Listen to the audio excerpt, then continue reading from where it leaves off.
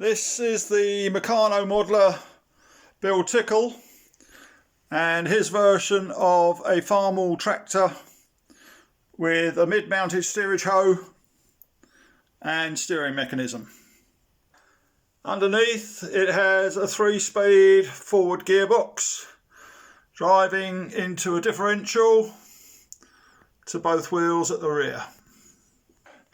And if I turn it on, you can see it all work.